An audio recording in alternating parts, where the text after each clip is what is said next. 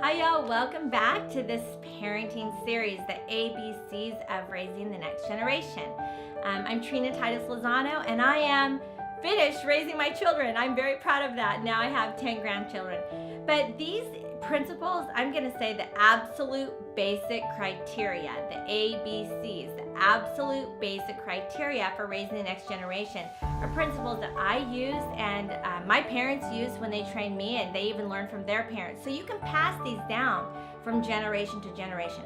Today, C is for conscience, is about developing your moral conscience and developing your child's moral conscience. There's two different types of the way your conscience works. Number one is prohibitive. So when you are working with your prohibitive conscience, that's the part of your conscience that determines doing right or wrong based on punishment or reward.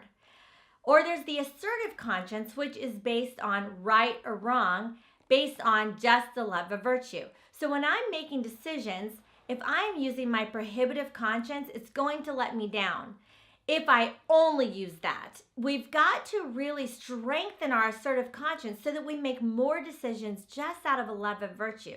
See, everybody, all the inmates in the local prison, they have a conscience. God made them with a conscience. We are each hardwired with a conscience. However, it will let us down many times because there will be a reward for doing something that's very, very wrong. For instance, immediately like sex outside of marriage. Well, it seems like there's a reward. You know, it's great, but it's very, very wrong. So there's an immediate reward, it seems like, and for doing something that is wrong. It seems like there might be a reward if you rob a bank and you get $10 million. Well, that reward, or the people that have tried that, it's not going to keep them on track because they think, well, you know, maybe I'll get away with it. If I get away with it, the reward is worth the risk. So it doesn't always work with punishment and reward. I drove all around Colleyville today going 30 miles per hour. And you know what? No cop followed me and said, great job, Trina. You went 30 all day today. You know, that did not happen. But you know, sometimes, so I felt like I was being punished, literally.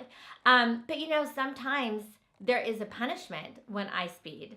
Other times, there's not. So that prohibitive conscience isn't consistent enough to keep you on track. However, it is because of my love of virtue, my commitment to doing what's right, just because it's right, that will keep me making decisions with my assertive conscience. Well, as parents, as we are training our children, if we just strengthen their prohibitive conscience by offering a punishment or reward for the behavior, then we're doing them a disservice because we're not spending enough time strengthening their assertive conscience. So when we parent, you might want to say something like this.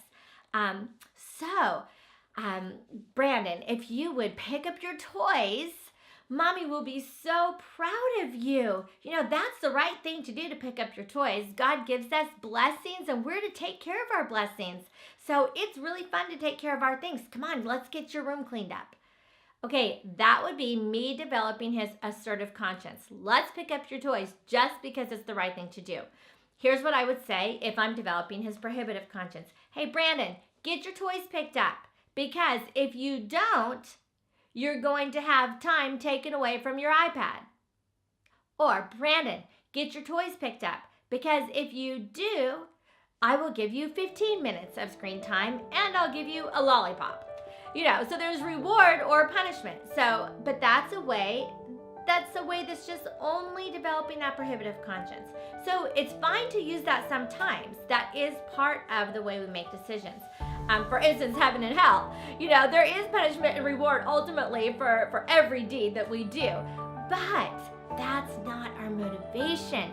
Our motivation is really ultimately out of a love for God, a love of virtue, a love of just doing what's right just because it's right.